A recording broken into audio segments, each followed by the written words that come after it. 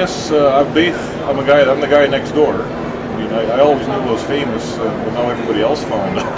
But basically, I've worked hard, done a lot of different jobs. I do drive truck. I have a very large family. I do go to church. I think I represent a demographic that isn't really represented by any other celebrities. You know, I have a large family. The signature laugh. I'm the funniest guy I know. So I represent all the comedians too. You know, I represent Christians, I represent hypocrites, I represent, you know, large family, I represent the trucking industry, the transportation industry. I represent the North. You know, I compete with Ms. Palin, I guess, now. I get asked occasionally. Of course, I'm from Northern Canada, so I do say A more than I say B. Well, it's my first time for an Autorama, my first time for a car show, and I really feel bad that I have to stand beside the truck and shake hands because I really want to get out there and look at the cars. I have 120 cars in my yard. Walking over here, I recognize 120. Is that what you said? Yeah, 120. I never got over being car crazy from when I was 15 years old, and it caused me nothing but grief because I can't do any work, so I don't have any room because I keep collecting stuff. So you're being punished for being a celebrity, right? I get punished for being a celebrity when I go to these shows because I don't get to look around the show. As far as I've had a very good, lots of people have turned up. We've had a lineup ever since I came to the truck. We've had a lineup from lots of young people and old people too. So that way's going well. I guess we'll find out at the end of the day. I'll ask the people that have invited me here, you know, TMG Marketing, or the car people that invited me, and find out whether I'm doing a good job. I really, because I've never, I'm still not used to being a celebrity, so I really don't know what my job, how well I'm doing my job. Yeah, that's interesting. First, I always wanted to write a book. I've always been reasonably well read. I have 500 to 1,000 books. I collect everything. I collect cars, I collect books too. Mice live with them. I got some very well-read mice at home. You get damaged, you get a little upset, especially with the older and better book. My son actually had started, he'd come home and he'd get me a bottle of beer, and he said, "Tell me some stories, Dad," and he'd start taping it. We were doing it on a fairly regular basis, and we'd done that for some time, and then 6 months later, after he started this process, we got a call from a book agent. The whole thing, the celebrity or notoriety that the reality show Ice Road Truckers has given me has opened me a whole bunch of doors. So this agent called and said, you know, would you be interested, would you consider writing a book? And I said, yes, we've already actually started, we've been thinking of writing a book. I've been thinking of writing a book. And so then we ended up with an agent. So then the process was speeded up. I wrote a bunch of stuff, went out and taped a bunch of stories. For instance, I went out in February in my pickup, or my son's pickup, and I went down the ice road, you know, because a lot of things I forget. I thought as I drive the 200 miles, I think of different stories that happened here and there. Because I should have written a lot of things down. I didn't, I guess. Put all this together, started writing the book, and then we found 2 or 3 professional writers. Not that well known, but the idea being is that one writes the book, but then you need somebody that does it professionally to make sure there's a beginning and a middle and an end to give it flow. And the idea is that the book is in my words, but at the same time it has to be written in such a way that it isn't repetitious and stuff. So we had a fellow, Jake McDonald from Central Canada, helped with that. It was fairly tense. We end up, there's a lot, which I think a lot of these things probably tension helps. Lots of disagreements. Creative process. Creative process of whose words is going to be it, and I'm fairly stubborn. Maybe it helped. And then it went into the editorial process, which is a really big performance. I mean, there's a lot of editing. You start over editing chapters, and then you work your way down the paragraphs, and then you got to make sure all the place. You have to read the whole book to make sure the place names are right. And then you have to read the whole book to make sure the individual's names are right. Then it has to be make sure the dates are all right. You don't want to be telling stories and getting, things aren't coming out in the right order, timeline. And the whole thing took about 20 months, 18 to 20 months to be where we are today. I honestly don't know. I leave that up to my son. I don't know if there's a way, I'm not sure how to track it. I know that we need to sell 15,000 copies at basically initially. I'm told we need to sell 15,000 copies to break, like when you, we publish the book, so we have all these people involved in all this editing, and then there's money paid up front to pay for everybody that, you know, the agent wants money, the author to help me, you know, the professional guy to help me put it all together, he wants money, we got some money, and this is all the basically a down payment against what the book could potentially make. And my understanding, that's worth 15,000 books have to be sold to pay for that. Well, how many have you signed, would you say? I've signed, well, when I get to Nashville, I'm going to sign 2,000 more in Nashville, I know that. Writer's Cramp. Probably I've signed over 1,000. Over 1,000? Maybe, you know, varies from bookstore to bookstore. I've signed over 1,000.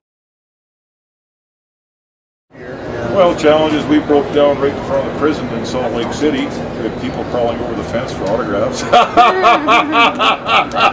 Actually, it wasn't quite the way it sounds. I mean, there was the prison was there, and then there was a frontage road, and then there was another fence. So it was actually the people on the frontage road, the prisoners climbing over.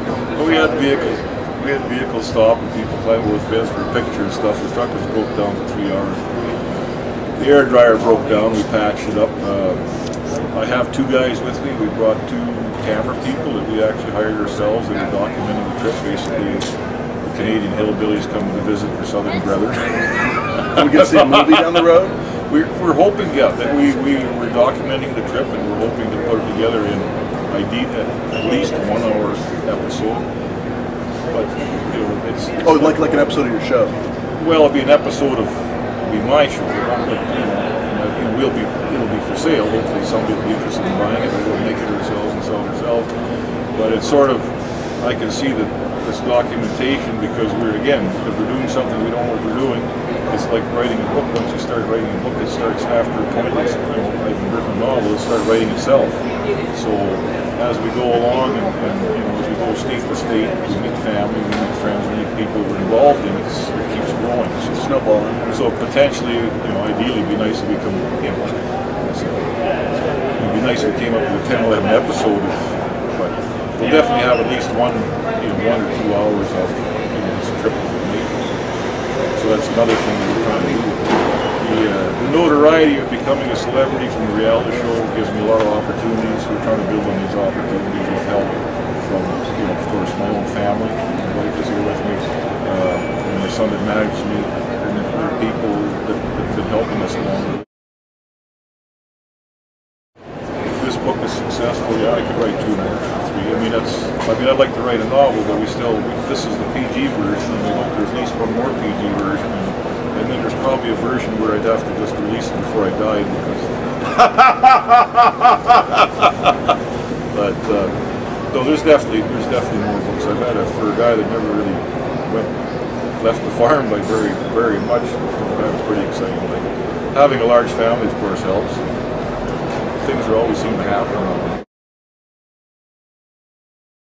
Well, no, I didn't plan on being a truck driver. I went to university, and my wife got herself pregnant, and so that was the end of my university days. And so then we got married. I felt obligated. Of course, she sort of stuck with me, and off we went to get. I had 16 jobs roughly the first year, and making about $2 or $2.50 an hour in a tire shop. And the guy come in looking for a truck driver at coal mine, and they paid almost triple that amount. So I said, I was in it for the money. I didn't really care if I was going to be a tire man or a truck driver. I had a 67 Cornet 500 with a 383 Ford barrel, about 7 miles a gallon, because I didn't really know how to put my foot on the throttle properly.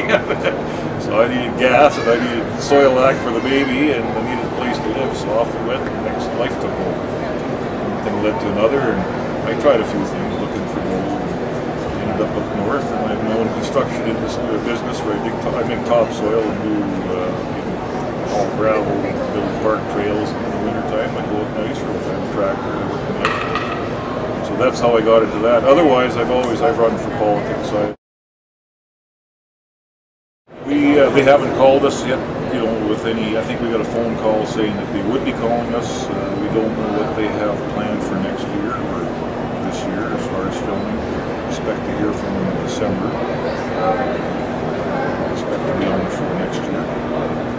Goodness knows. I try to live life one day at a time, 1 month at a time.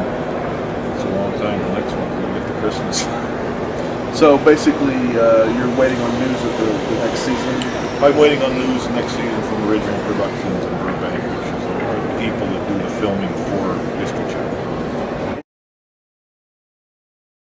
Well, I mean, it's been, I guess the bottom line is I don't know what I'm doing, but I'm going to keep doing it anyway. You know, this whole thing, I'm not sure where this is going to lead to. But you'll follow? You know, I just say my prayers in the morning and give Thanksgiving at night and get up the next day and do it all over again. We've had a very interesting time traveling across the U.S. I'm actually been blessed to have lots of support. We've met lots of good people. This trip here alone is going to be 28 states. You know, we'll be over in 30 stops in 28 states, and we just had a great reception. You know, we spent 2 nights in a hunting cabin up there in Gallup, New Mexico, and Mark Bush. Had a great time there. The young film guys are getting trained in redneck manners, learning how to shoot semi-automatic weapons. Make a big cloud of dust, amongst other things. Lots of support in the trucking industry. We've had lots of support as far as the business end, you know, helping us with putting together a tour like this and make sure we get, like I say, we got Carl Tarson's there back in Wisconsin. Whenever we get in a jam or need a hotel room, we phone and we get people, you know, that really don't have to help us. And at this point, is, you know, potentially, I mean, there is a possibility this will be profitable, but there's just as big a possibility it's going to be a dud, you know. So we've got lots of people helping. I really appreciate that. Of course, back in Canada, my wife Louise, it has been putting up with the doors falling off the hinges and the snow drifting in through the cracks. And I'm not home to look after things there, but she's doing a good job of looking after things back home. So it's been interesting, and I'm hoping you know, things will turn out well as far as this whole celebrity status. We can make some money out of it, and if not, I'm just waiting for the coffin to get built. Just got to stay busy. All right.